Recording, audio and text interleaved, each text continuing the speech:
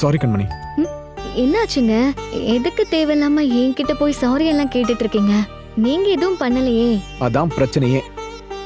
இவ்வளவு நாளா நான் எதுவுமே பண்ணாம இருந்ததால் தானே இந்த வீட்ல இப்படி எல்லாம் நடக்குது. அதுவும் என் தப்பு தானே. அதுக்கு தான் சாரி கேட்ட கண்மணி. ஏங்க, தப்பா நினைச்சுக்காதீங்க. இப்பவும் நீங்க சொல்றது எனக்கு புரியலங்க. அதான் கண்மணி, ஸ்வேதா அண்ணி உன்னை வச்சு வீடியோ போட்டு அசிங்கப்படுத்தினதை பத்தி தான் சொல்லிக்கிட்டு இருக்கேன். அதுவா? விடுங்க, அத நான் அப்பவே மறந்துட்டேன். இல்லையே, நான் வரப்போ நீ அதே நினைச்சுதானே கவலையா உக்காந்துக்கிட்டு இருந்த. ஆஹா, சச்சே, அப்படியெல்லாம் ஒண்ணும் இல்லைங்க. சமாளிக்காத கண்மணி. தேலே உன்னை கொட்டினாலும் அதை நீ அடிக்க மாட்ட. அதை தூக்கி எங்கன்னா ஓரமா போட்டுருவ. அதான் உன் குணம். ஆனா நீ இப்படி இருக்கிறதுனால தான் அவங்க மறுபடியும் மறுபடியும் உன்னை கொட்டிக்கிட்டே இருக்காங்க. அதனாலதான் நீயும் கொஞ்சம் மாறணும் கண்மணி. உன்னை மாத்திக்க. என்ன மாத்திப்பியா மாட்டியா? முயற்சி பண்றேங்க. அப்பயாவது கண்டிப்பான்னு சொல்றியான்னு பாரு. ஏங்க, திடீர்னு எப்படிங்க பழக்கத்தை ஒரே நாள்ல மாத்திக்க முடியும்? கொஞ்சம் கொஞ்சமா தான் மாற முடியும். அதுவும் சரிதான், விடு. அன்னைக்கு நான் விட்ட டோஸ்ல இன்னொரு தடவை அவங்க இந்த மாதிரி பண்ண மாட்டாங்கன்னு நினைக்கிறேன். அதே சமயம் அவங்க அந்த மாதிரி பண்ணாம இருக்கிறது உன் கையில தான் இருக்கு. புரியுதுங்க. புரிஞ்சா சரி. சரி, படுக்கலையா? ஏங்க, உங்களுக்கு ஏதாவது வேலை இருக்கா? இப்போதைக்கு ஒரே வேலை, தூங்குறது மட்டும்தான். படுக்க வேண்டியதுதான். ஆமா, இன்னைக்கு நம்ம எப்படி தூங்குறது? கண்ணை மூடிக்கிட்டே வா இல்ல சீலிங்க பாத்துக்கிட்டே வா? நீங்க எப்படி வேணாலும் தூங்குங்க. ஆனா நீங்க போனை நோண்ட மட்டும் நான் விடவே மாட்டேன். ஏய் கண்மணி கண்மணி கண்மணி கண்மணி, போனை குடு கண்மணி. கண்மணி குடு கண்மணி. தூக்கத்துக்கு பெரிய யமனே இதுதான். இது மட்டும் இல்லாம இருந்திருந்தா 9 மணிக்கே எல்லா வேலையும் முடிச்சிட்டு 10 மணிக்கே தூங்கிடலாம்ல. ஆனா இது மட்டும் இல்லனா இன்னைக்கு எந்த வேலையும் நடக்காதே. அப்போ கண்டுபிடிக்கிறதுக்கு முன்னாடி இந்த உலகத்துல எந்த வேலையும் நடக்கவே இல்லையாங்க? ஆமா, இப்படி உட்காந்து பேசிக்கிட்டே இருந்தா பேசிக்கிட்டே இருக்க வேண்டியதுதான். தூங்க முடியாதுமா? அப்ப பேசாம படுத்து தூங்குங்க.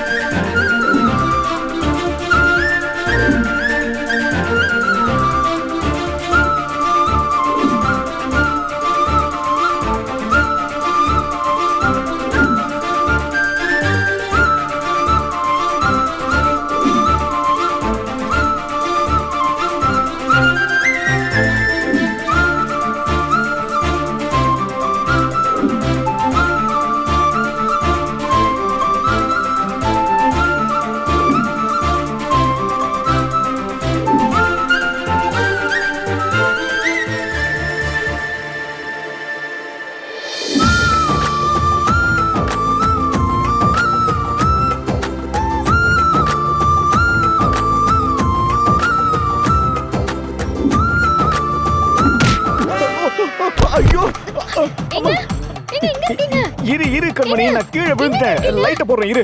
கொஞ்ச நேரம் வெயிட் பண்ணு. லைட்ட போடுறேன் இரு. ஐயோ, வெண்ணிலாவா இது? திடீர்னு ஏதோ சினிமா ஹீரோயின் நம்ம வீட்டுக்கே வந்த மாதிரி இருக்கா நீ? சித்தப்பா, என்னெல்லாம் சொல்றா பாத்தீங்களா? அதெல்லாம் விடு.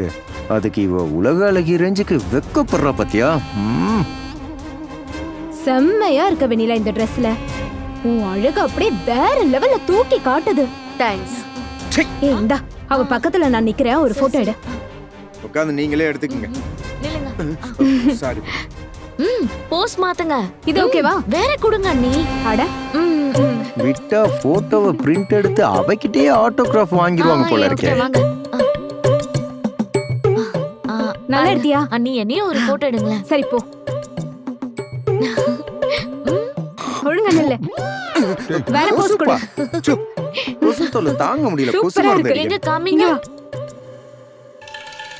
வா. வாவ் ம். சூப்பரா இருக்கு பாருங்க.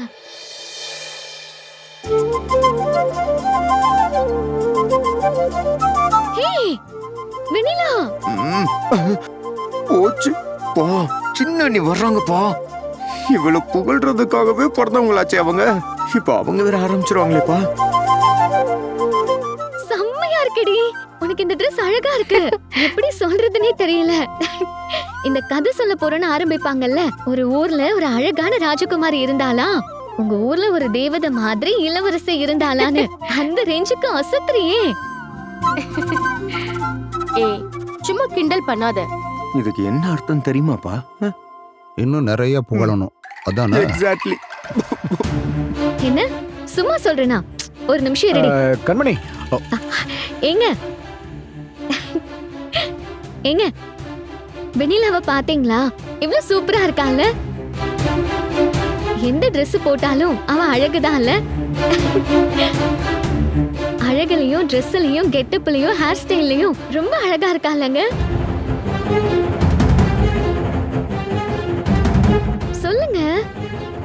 அப்படியா? எனக்கு ஒன்றும் அப்படி தெரியல. ஏங்க நல்லா ஒழுங்கா பாருங்க. ஒரு மாடல் பொண்ணு மாதிரி இவ்வளவு அழகா இருக்கான்னு பார்த்தா தெரியலையா உங்களுக்கு? அவ உன் ஃப்ரெண்டுங்கிறதுனால உனக்கு அப்படி தோணலாம். ஆனா என் கண்ணுக்கு நீதான் கண்மணி அழகா தெரியற. ஹம். இல்ல இல்ல, என் ஃப்ரெண்ட பத்தி எப்படி சொல்றதுன்னு நீங்க சங்கடப்படுறீங்கன்னு நினைக்கிறேன். நிஜமா என்ன விட வெண்ணிலா தான் அழகு. அதுவும் சாதாரண அழகு இல்ல, அவ பேர் அழகி. கண்மணி, அழகுன்றது தோற்றம் சம்பந்தப்பட்டது இல்ல. அது ஒவ்வொருத்தருக்கும் அவங்க மனசு பொறுத்து வேற வேற மாதிரி தோணும். எனக்கு நீதான் ரொம்ப அழகா தெரியற. அதத்தான் நான் சொன்னேன். இருங்க.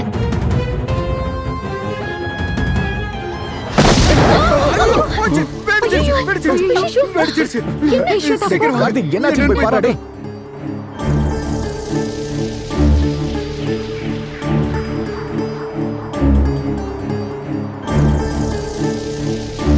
உண்மையை ஏத்துக்க ஏன் இவ்ளோ கஷ்டப்படுறீங்க?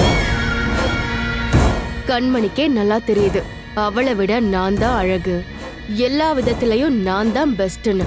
ஆனா அது தெரிஞ்சும் தெரியாத மாதிரி நீங்க ஏன் நடிச்சிட்டு இருக்கீங்க? பாக்குறேன். இன்னும் எவ்வளோ நாளைக்கு தான் மனசுக்குள்ள இருக்கிற உண்மைய உங்களால மறைக்க முடியும்னு நானும் பாக்குறேன்.